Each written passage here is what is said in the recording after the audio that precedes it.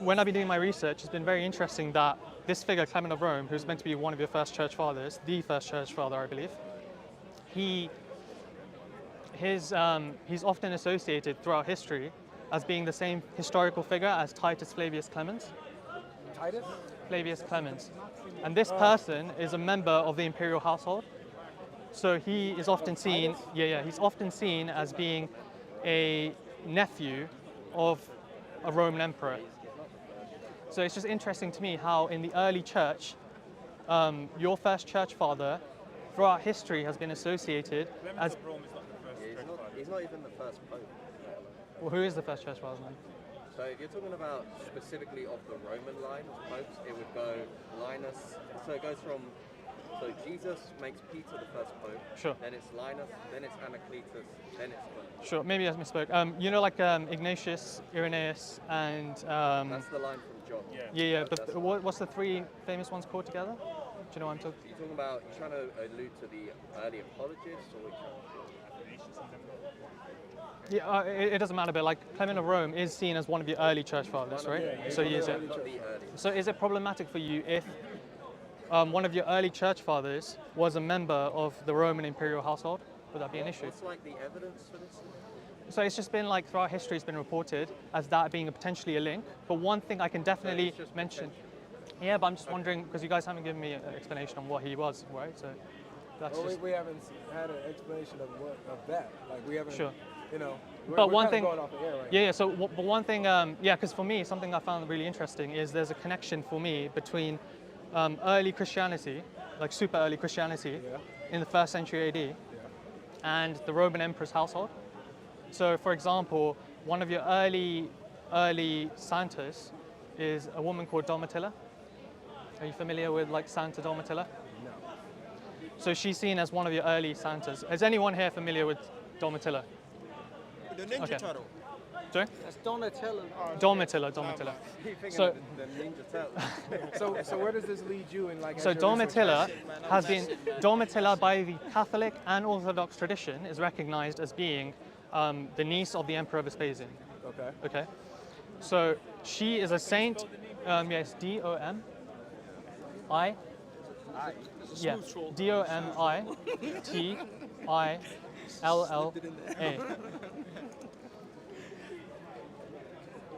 Okay, but maybe it'll come up. But in the Catholic tradition and in the Orthodox tradition, she's recognized as being the niece of the emperor, okay? Okay.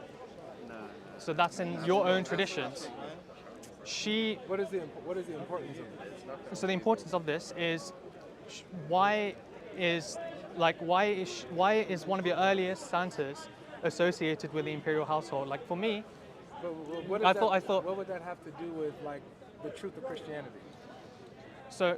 The truth of Christianity, it's just like there's a few things that are concerning when I look into this. So for example, on her catacombs, so like where she's buried and like the place of burial, there is a pagan symbol on her catacombs, which is also recognized as being the symbol for the early Christians.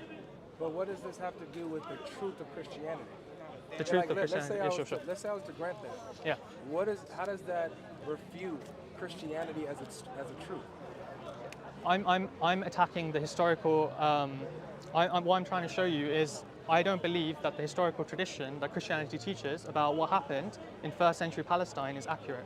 Okay, so what's inaccurate about Jesus dying by crucifixion of the Pontius Pilate and rising again on the third day? So what I'm trying to say is, in the 1st century Palestine, there was one thing that's been massively ignored here is the Jewish revolt that was happening around about the same time the Gospels are being written. Are you familiar with the Jewish revolt? Yeah, so, you know, there was like a massive uprising of Jewish people in 1st century Palestine against, there was multiple Jewish uprisings, there was multiple Messiah claimants that were trying to liberate them from the Roman occupation, right? So 1st century Palestine was under Roman occupation. Under Roman subjugation, there was a lot of horrific atrocities that was being committed against the Jewish people. The Romans, when they looked towards the Jewish people, just let me know if this is your understanding. The Romans, when they looked towards the Jewish people, they saw them as backwards in their understanding. They saw them as extremists, per se. And less than, And there was multiple efforts by the Romans to try and integrate the Jewish people into their empire in a pacified way, because they saw their religion as very aggressive, very extremist, and they wanted the Jewish people to become incorporated into their like world religion, which was Roman paganism in a way. So Is how that do- your understanding? So, well, yeah. Yeah. But how does that again? Like how Yeah. do we get to when it comes to Jesus Yeah. claiming to be who he was, Yeah. dying under Pontius Pilate by crucifixion, Yeah. and the claims by his believers that they saw him risen again? Yeah, so what I'm saying is, I have to give the whole narrative if that's okay. It's going to be a while, but then we'll get gotta to give the we'll whole get narrative? because it's a completely different perspective I'm trying to show you. So Do you believe Jesus was crucified? no, Do you believe that there was a crucifixion event? yeah. What do you think But- happened? What do you think happened? Yes, but I'm saying, in the first century Palestine, there was multiple crucifixions of multiple Messiah claimants. Is that correct or not? It wasn't just Jesus who was crucified on his own. There was multiple claimants of being the Messiah That title were who were crucified. Like Yeah. who? For example, the Egyptian, the Samaritan, The Egyptian and Simon, the Samaritan? Simon the Zealot. Simon the Zealot was crucified for claiming to be the Messiah? No, sorry, not Simon the Zealot. There was there was multiple claimants of the Messianic. Don't sound right. Don't sound right. No, there was. I'm listening to you. Sure, but there's two ones I gave you there: the Egyptian and the Samaritan. Who are they? They were both claimants of the Messianic title, and they were crucified during the uprising. What about this Jesus figure? You don't believe Jesus went through a crucifixion at all? No. So who do you believe? Like, okay, so the reports of a Jesus Yeah. being crucified under Pontius Pilate. Yeah. You don't believe that happened. No. So what do you believe did happen? Do you believe somebody was crucified at all, like at that time? Yeah. Yeah. Okay. Like quite similar to Ibn Kathir's. I don't know if you're familiar with this. So you believe in the substitution? I believe that Jesus alayhi salam was like raised, Okay. and someone was crucified in that position. Okay. So all right. So just to be clear, you Sure. believe that But can we get to? I they want to. tried to crucify Jesus. Yeah. But Allah saved him. Yeah. Somebody else was substituted. Yeah. So you believe he was raised up. He's with Allah now. Yeah.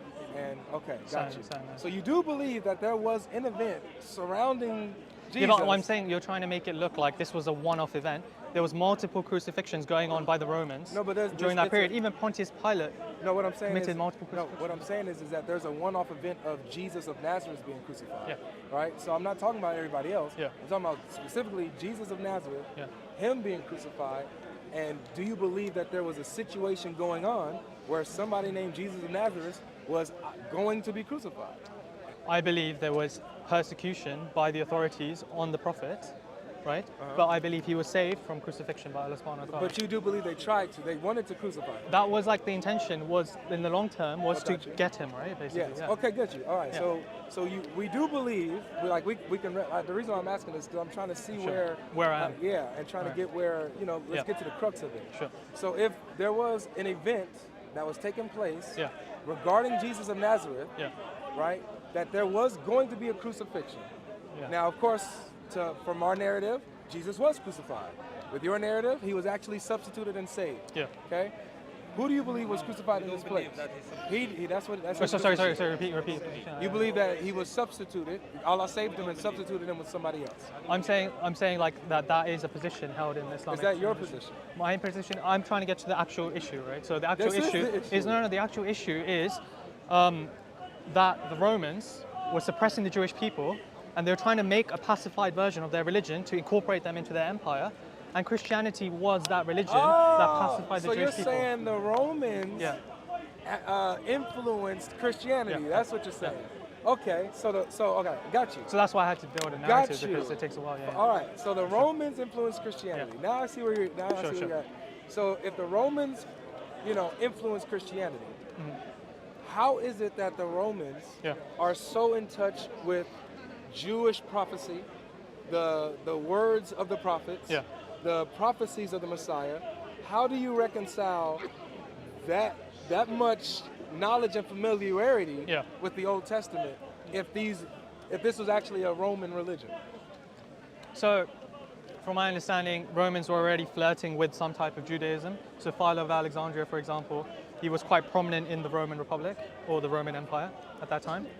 So Jewish thought was quite a heavy influence on the Romans in first century in the first century of the Roman Empire. But that still doesn't explain. Also, for example, okay, let me show you from the Yeah. from the top, right? So Vespasian and Titus were two emperors who were from the Flavian dynasty, right? I'm not sure if you're familiar with that. No, man, you're a history buff. Okay, No, sure, I mean, sure, I'm sure. learning from you. So you know Nero, right? Yeah. You know Nero, he commissioned the war against the Jewish people, right? Yes. In terms of the first Jewish revolt. He sent an army to quench the Jewish people, right? And the people he appointed ahead of that army were two generals, Vespasian and Titus. But how does that? Okay. How does that tie When in with their yeah, knowledge of- I'm gonna get there. I'm gonna Okay. get there because these things take a while. So Vespasian, he is in charge of leading that Roman army into Palestine and quenching the Jewish revolt. When he's almost done quenching the Jewish revolt, he gets to the Temple Mount. There's the most prominent rabbi at the time, Rabbi Yohanan ben Zakkai. He's standing at the Temple Mount. He tells him, "Oh, Vespasian, you are the mighty king prophesied in Daniel." So he's kind of like sucking up to him in a way, saying that you are the one that was Okay. destined to conquer. The second he hears that, a messenger comes from Rome telling him that Nero has passed away and that he has a chance of becoming emperor now. So he put that situation where he's been prophesied in Daniel and Nero passing away together to show that that influenced him massively in his life, as in like, this means that I was chosen, I am the Messiah. So this kind of influenced his thinking and going in the future, that he started to think he's the Messiah in some way, shape or form. So he was a lot more, Nero was very persecuting towards Jewish and Christian Yeah, but thought. I'm not seeing the So connect. I'm saying from Vespasian's era to Titus's era, they were a lot more accepting of Jewish thought in the empire. You can't name me a single definitive Christian martyr from either the era of Vespasian and Titus. If you guys can, I'm happy to be proven wrong. but- What does that have to do with what I asked? So I'm saying that Vespasian and Titus were, they were festering this like new kind of Jewish influence thinking in the But Roman it Empire. wasn't new. Even you said that there were messianic people who tried to claim to be messiahs, and they ended up being killed off. Yeah, but that So was this under wasn't Nero. new. And what I'm saying is back then, they used to see the Jews as extremists and everything. What They is that- still did, but No. they were more open to a specific type Okay, of Jewish I thought. want you to know that I hear what you're saying, Yeah, okay? yeah. But my problem is I do not see a link where you can say that the Romans made this Jesus up and I'm not saying they attached made him up. But Yeah. okay, you're saying that the Romans had a huge influence Yeah. on this dying crucified Messiah, Jesus of Nazareth, who's the Son of God, rose again on the third day. You're saying that the Romans basically did that. They, Like, they shaped that model of Isa alayhi salam. They made that version of him. That's what I'm saying. Okay, so they made the okay. And if you look into the historical record, I got you. a more accurate version of him is someone who is helping So you don't- liberate the so Jewish let me ask you people this. from the Roman I got you. authorities. Do you believe that in the Old Testament, in the prophecies, Yeah. that it had this view of a dying, suffering Messiah? No. Okay. Have you read Isaiah 53? Yeah. So what are your thoughts on Isaiah 53? Well, I don't believe the Christian account, obviously.